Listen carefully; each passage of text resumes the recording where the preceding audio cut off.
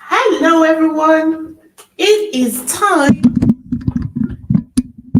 It is time to. Hello, everyone. It is time. It is time to. It is time to dive into the latest episode of the royal reality show that is the British royal family. Today's plot: Prince William. Ta-da! He is our subject of examination today. Imagine retweeting your father's birthday wishes to your only living brother. And then, when it looks like your fan base might be turning against you, briefing the media that you only retweeted your father's birthday message to your brother because you were forced to do so. The royal never explain, never complain motto seems to have hit the complain phase real hard. What do you guys think? Hello, everyone. How's your week been so far? Welcome back to Isabella Bank's YouTube channel. I'm Wizzy, and I am absolutely thrilled to be here this evening. Yes.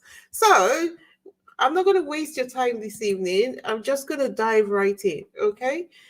All right. So, we have, following Prince Harry's birthday, William went out of his way to let everyone know that reconciliation with Harry that you're talking about, not happening. Not happening.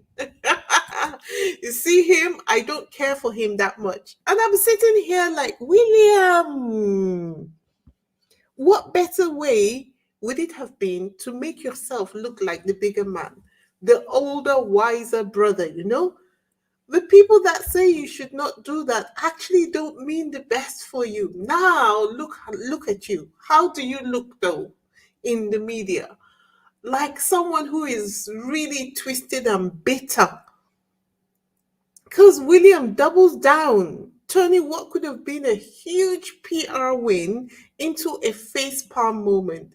That would have been the PR move of the century. It doesn't matter whether the relationship was actually repaired. What matters is that at least he is showing willing. He's showing a desire not to wash his dirty linen in public any longer.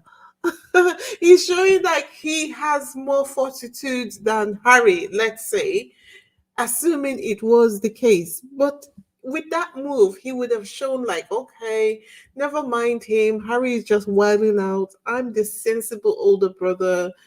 I am behaving myself. But guess what?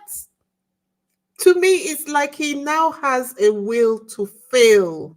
I never heard of that before, but actually, at this point, I can say that William has a will to fail, or he might not even have a choice at the moment because I don't even think it's altogether in his hands, really. This is the thing. And this is probably the reason why it's taking a toll on him physically. Can you see what William looks like? Oh dear.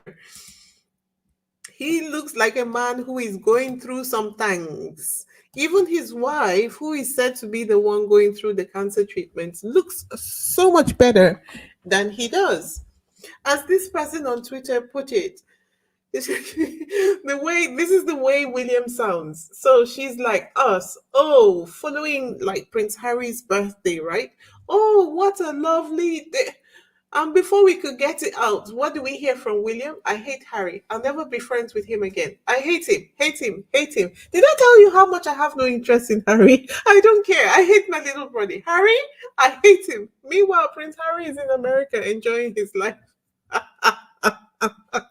You know what he sounded like to me? He sounded like that Kendrick Lamar's song. I hate the way you walk. I hate the way you talk. I hate the way you dress. It seems like the only thing that William is good at is hating, honestly, at this point in time. It seems like that is the only thing he's able to execute properly, hating. But, the media couldn't leave it there. They usually need people to double down, triple down, quadruple down if possible. As we all knew, as we all saw, the Hollywood Reporter and the New York Post went full throttle, bringing those old bullying allegations against Meghan back. But this time, Harry and Meghan were ready, and Meghan's not messing about anymore. They straight up released the email in question. This is what I have on the screen. So it's from Megan to Jason Knauf, and it says, "Morning, Jason. I hope all is well. I meant to reach out this weekend to set a time to speak this week, but woke up to some sobering text from my mother. My mom saying she feels unsafe. With that said, I feel a greater sense of urgency to sit down with you. Would you have some time to talk this afternoon? Would love to debrief a few things, discuss," and then they blanked the person's name out. But most importantly, figure out some sort of action plan to ensure my mom's safety from these egregious paps. My afternoon is free from 12 p.m. onwards. Let me know if there's a time that could work for you. Thank you, M. No bullying to be found in this email. And if I was the one whose mother was feeling unsafe, I would have been straight up frantic and, feeling a bit frustrated that all of this invasion into my life was happening. And it's not because of anything that has to do with me particularly, but because of the person that I'm with. And you, as an institution, you're supposed to protect me, or that's what you said initially. So what's happening now? And if someone sends you an email before, although in the media, right, they kept on saying it was a five. She sends emails before 5 o'clock in the morning. Well, as we can clearly see, this email was sent past 6 o'clock in the morning. And if someone sends you an email past 6 o'clock in the morning, does that mean you have to reply? That doesn't mean you have to reply past 6 o'clock in the morning. You don't have to wake up from sleep to go reply the email. So that obviously was just another thing that they wanted to use to bash Megan on the head with. And but I know some people were saying Harry and Meghan don't even need to respond, and I was like, and I think Dre, I have to give him his props, who actually had the courage to say it out loud, because what I find is that sometimes there can be a mob mentality in the squad. When you're saying something that is not necessarily a popular opinion, people pile on. And he said, when this article came out, he was like debunking left and right, and then he asked the question, so where is Harry and Meghan's PR team? And people were saying Harry and Meghan, they even organized several spaces, which are like Twitter live streams on the day, to say Harry and Meghan don't need to say anything. You say most times they don't need to say anything, but when it has something to do that could affect their public image and reputation, they do need to say something, because they have to work with people who are not in the royal ecosystem. They don't know the ins and outs. They don't know who's lying. They don't know the history of how this whole thing began. So yeah, definitely, sometimes they have to come out and debunk. And you know what? I think Megan did it beautifully by releasing the email that they are talking about, which was supposed to be bullying someone. So did you guys notice that they have gone silent on that front? Beautiful. It just is like a knife to the heart. Just stop them dead. Boom. I loved it. I loved it. I absolutely loved it. I am so glad to see that Harry and Meghan responded, albeit indirectly. But yeah, especially for those people who are not in the royal ecosystem, because these people are working very hard, very, very hard to ensure that they destroy Harry and Meghan's reputation. and they can't just be silent to it all. I'm also happy though that they pick and choose those kind of things that they need to respond to. But definitely, this was one because it could affect their business relationships and they needed to put it out there. And I can imagine that they would have had to send this email to the various companies that they have big partnerships with to assure them that the news being put out by the various magazines and the Daily Mail and all the mainstream British media is false as proof. Imagine having to prove what you're saying. So anyway, far and wide, people are still talking about the. Before I move on to the next thing, did you guys notice something about this photograph I've used on this slide? If you notice anything about the photograph I've used on this slide, just leave your comments in the comment section.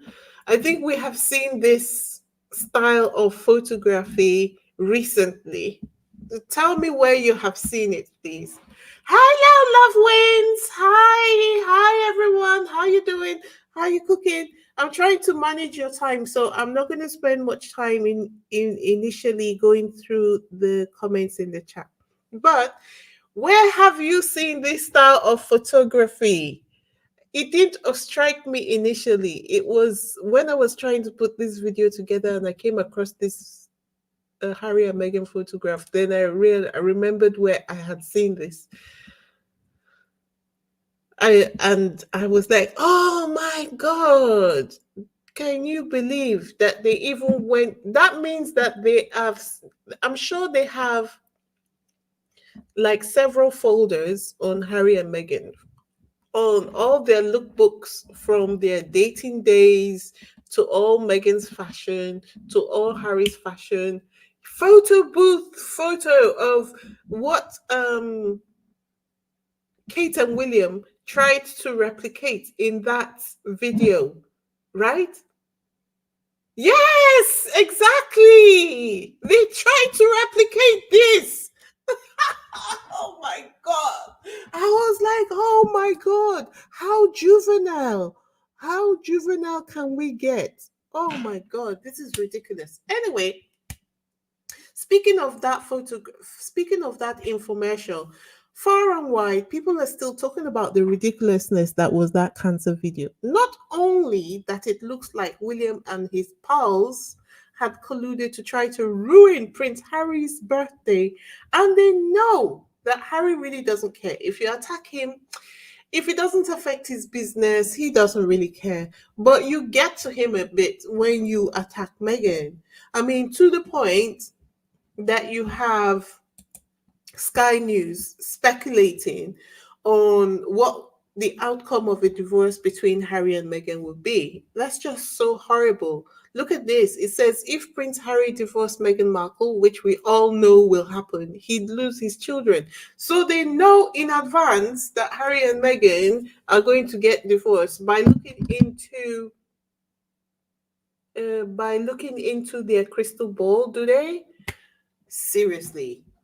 Seriously. Now, before we dive deeper into this madness, let me pause for a second. If you're new here and you love the way we break down the foolishness that is the reality show of the British royal family, hit that subscribe button. Yeah, seriously, do it now because you're going to forget. So do it now. Just, I'm waiting here. I'm not going anywhere. Hit the subscribe button. And for my loyal day ones, the ones who support me, my backbone, you know the drill. Like, share, and drop a comment.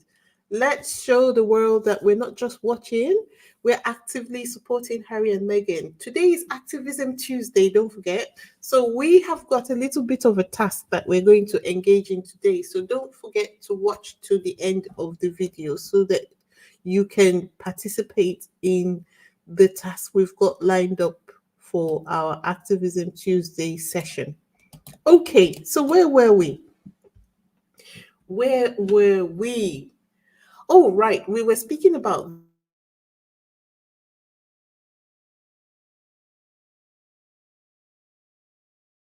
the bullying allegation. You know, it's enough.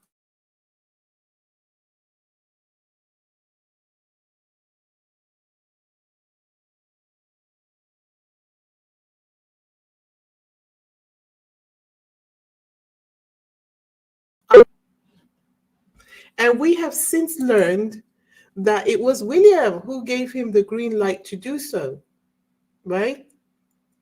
The guy weaponized a perfectly normal email. I read that email up and down. There wasn't even anything that you could read into the email that sounds like it's trying to be overbearing, not to even talk about being a bully. Anyway, uh,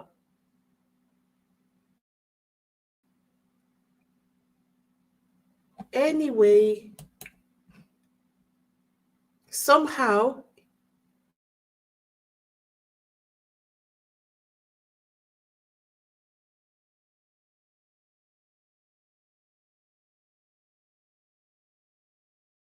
Jason some serious dirt that he knows about the royal family to have this much leverage on them. If you follow that logic, right, that means that whatever it is that Jason Knauf knows about the royal family, let's say William in particular, right? Kate knows it too. This is probably the reason why William couldn't get rid of Kate as easily as he had planned. You know, initially when I was talking about Kate negotiating, some people were saying Kate has no power. Well, we all see that it's not been as easy as William had imagined to get rid of Kate. She has negotiated her position, at least to wear the crown, if nothing else, and who knows what else. But William was not able to discard Kate as casually as he wanted to do. I hope you can all see that now. So, some of the things that I say, I think are true. Anyway, what I want to know is what does Jason Knauf know? I need that tea badly. I need that tea badly. Whatever it is Jason Knauf knows, it must be so egregious. Egregious to the point that he even had his partner in crime. Who remembers Simon Case? Yes. Simon Case was I think the head of staff in Kensington Palace who participated in the cover up of the facts behind the non existent bullying allegations. He later stepped down from his role and became the head of the civil service in the UK. Can you imagine? Talk about Nepo baby, right? I mean, I know it's not directly his dad, but what qualifications, at what age do you think that he must have been in his 30s when he became the head of civil service? How do you become the head of civil service in your 30s? Hey. Oh, I wish that God would give me that kind of connection, honestly. But he's put me in a position where I need to work my way up from the ground up. Anyway, but it makes you just wonder, was that a reward as well? Him becoming the head of the civil service. He wasn't even in a senior position in the civil service. He became the head, like the overall head of the civil service. You guys don't even understand. Before we move on, let's talk about his situation for a moment because he is in the news. And you can see from the headline of this article, it says, Head of the Civil Service under pressure to quit amid anger over leaks. Okay. And it says it's unclear when Simon Case will resign, with senior number 10 staff alleged to have made informal complaints. So, number 10 refers to the government house in the UK, just like the White House in America refers to the presidential house where the office is and so on. So that's number 10. They have different names for the government house. Actually, they call it Whitehall. Some people call it Whitehall. Some people call it number 10. Some people refer to it as Downing Street, but they're all referring to the same building. I'm just saying this for my American audience, because when you see senior number 10 staff, it really doesn't make sense if you don't know what that is. Okay, so he seems to be taking several slaps from Lady Karma at the moment. She's not taking it easy with him at all. She is not taking it easy with him at all. He is now caught in his own tangled web of leaks, shady dealings, and alliances with Murdoch's papers. I mean, what is more treasonous than leaking information against your own government to the press? At the moment, the walls are closing in on Simon, and like Trump in the US elections, no one wants him around anymore. Everyone is just like, bye, Simon. And why is all of this happening? It's kind of connected to the way he behaved to Megan. So let me just give you the gist of it. So according to reports, Simon Case was behind the leak to the Sunday Times of Keir Starmer's failure to declare donations to his wife from a Labour Party member. Okay, and this information mysteriously found its way into the Sunday Times. And we all know that the Sunday Times is Murdoch's paper.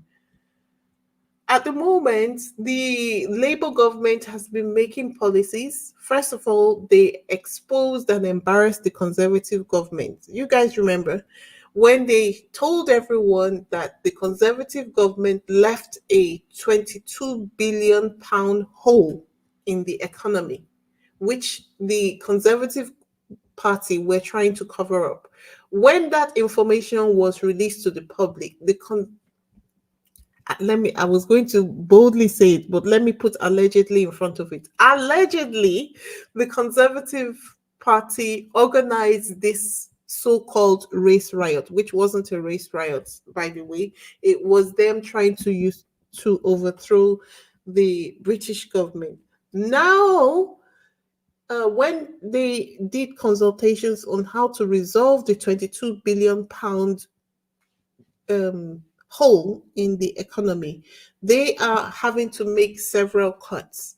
And instead of going through the normal democratic process, now they are trying to strong arm and blackmail the prime minister by saying, oh, you received gifts from this and you received donations from so and so person. So I hope I've brought you up to date with what's currently going on with Simon Case and why I'm talking about him. And it seems like this is not the only time that there have been leaks. He has been under suspicion for a while, starting from last year when there was when the COVID inquiry started, and in fact, he even had to step down from his position. He has been under suspension for a long while.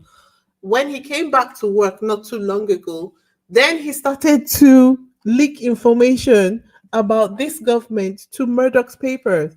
You see, when you dine with the devil, you can't just stop because you decide to do. Now Murdoch's got something on him, and he has to continue to work with Murdoch whether he likes it or not. And he's been leaking information to Murdoch's papers.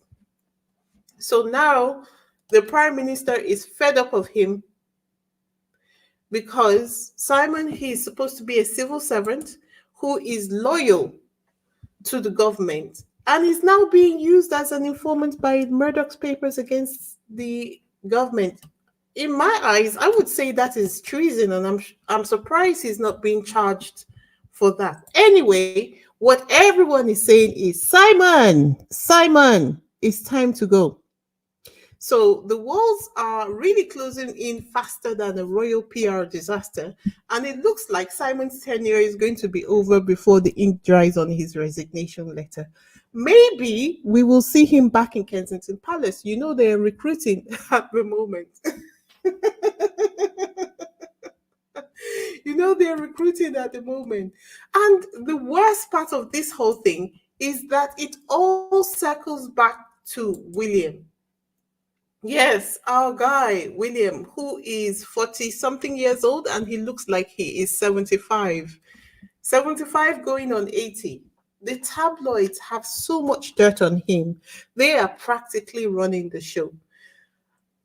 It is my position that even if William is childish, he's petty, he's all of this, even if he wanted to, they wouldn't let him end the feud with Harry because let's face it, the tabloids need that royal family drama to keep selling the papers. And if William is free and they don't have anything on him, he can choose when to allow them access to him. But at the moment, he takes instructions.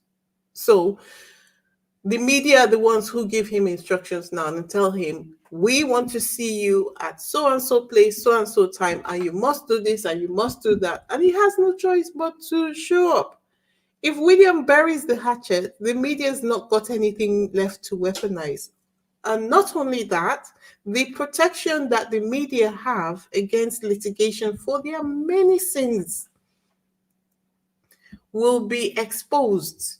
The media will lose their protection, at least the much protection that they have in the UK, which has allowed them to remain in business, continuing to use the same phone hacking and unlawful information gathering techniques that they have used for years.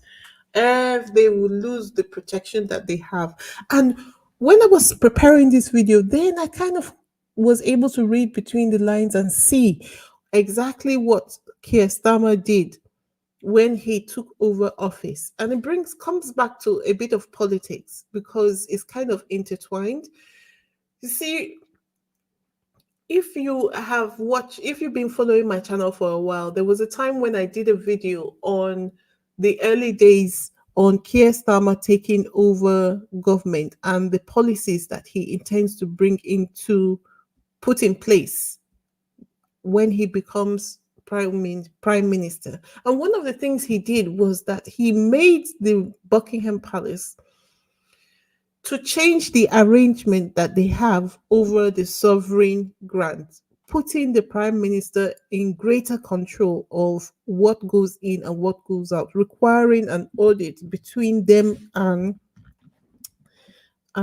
between the government and the royal family. See? And this means that the royal family have less control over a lot of the things than they had with the conservatives, because let's not forget that the conservatives was actually started by the nobles of the UK at the time. So I'm just saying that to say that it just made me realize that actually Keir Starmer is gradually taking away the excesses of the media, gradually taking away the excesses of the British royal family, and they are fighting him tooth and nail. That is actually what's going on at the moment. It might look like nothing is happening, but the man is being very strategic on how he goes about everything because he can't just cure all the ills in one fell swoop. So he's being very strategic and gradual about it. And these people who have their soldiers like GB News and Talk TV, oh my God, they are losing their minds because they are losing control. Anyway, I say all that to say and bring us to the point that the smear campaign is alive and well. And we have to keep on fighting if we want to join Harry and Meghan in the pushback against it. So before we go on, let me just have a look at the comments in the comment section. Okay. So, because of Charles's divorce from Diana, William cannot discard Kate easily. That might be the end of the monarchy. I think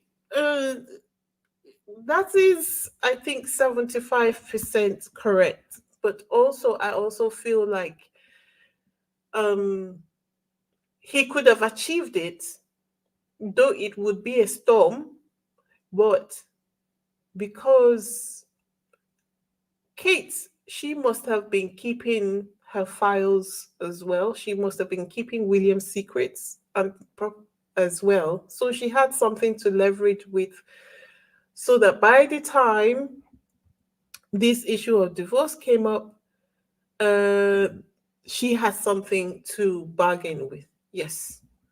Ron, I think because of Chuck's Diana, Bill would just Kate away without a moment's notice because a precedent was set by Chuck. Exactly. It's kind of where I was going with that, because we have seen that divorce is possible, so he'll be able to do that. But Kate knows.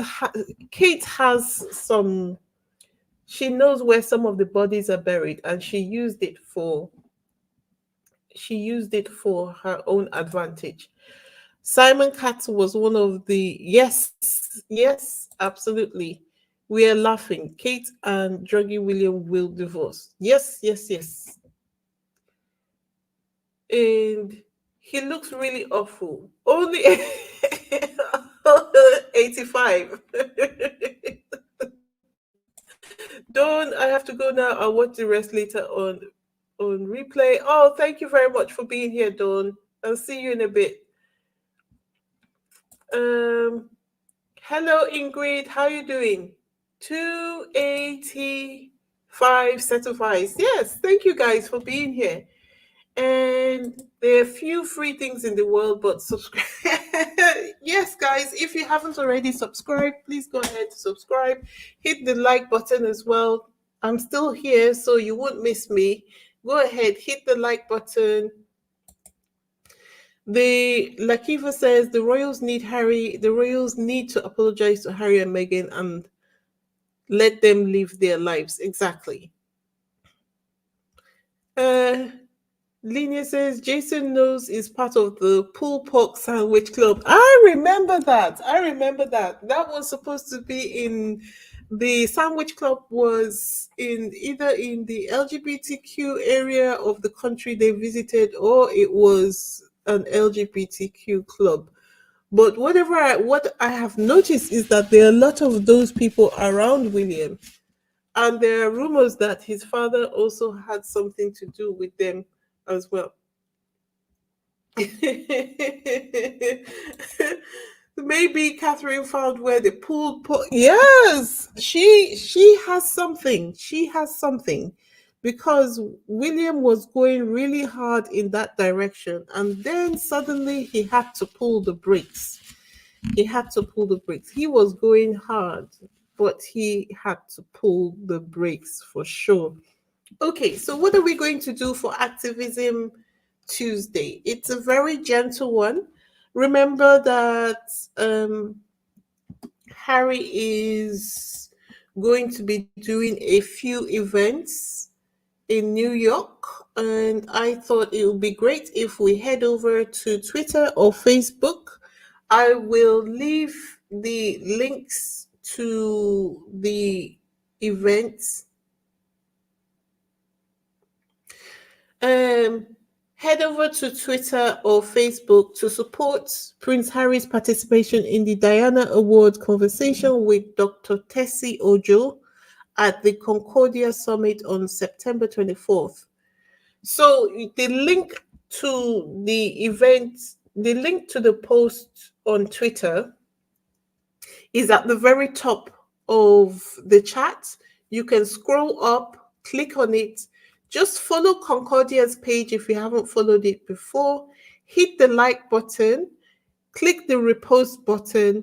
If you still have enough strength after doing all of that, hit the leave a love emoji in the comment section and come back, because we're still here. Let's make sure we drown out the negativity with positivity, and let's show these organizations that although it's already a given, but too much engagement. I don't think there is anything like too much engagement. So let's give the post as much engagement as possible. The Concordia also have a page on Facebook. I will, let me see if I can, let me get uh, the page on Facebook. I'm going to drop, if you've got a Facebook page,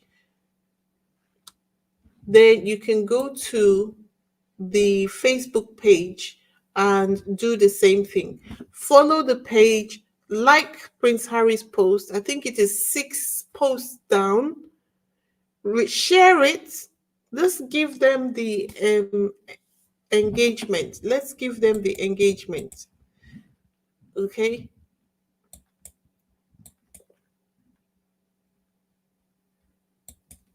Let's see. Then I'm just going to go over to Facebook to get the link for the Concordia page, and I'm going to drop it in the chat. Concordia, the Concordia Summit, and yeah.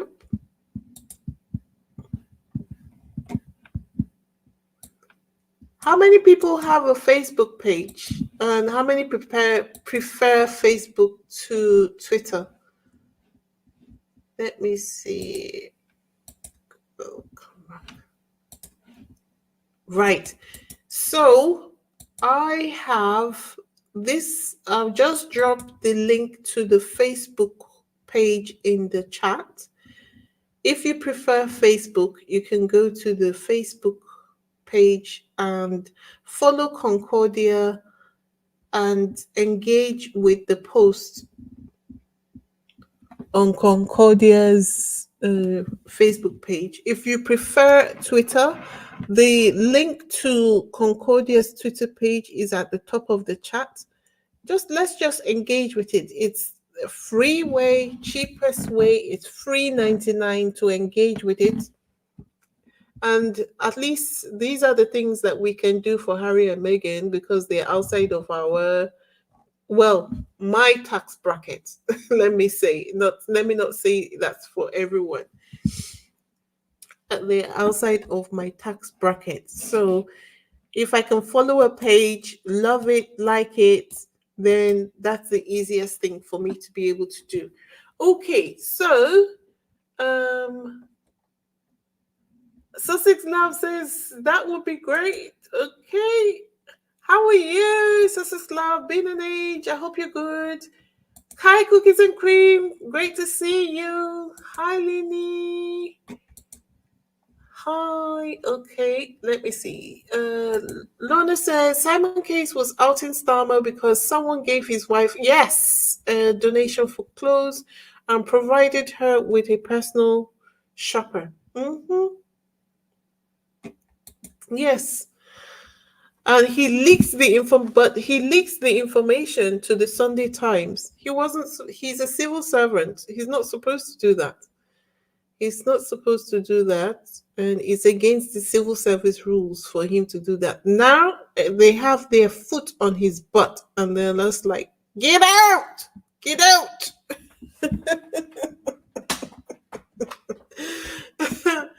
Okay. So anyway, so you see, this is, I think, the challenge that William is facing.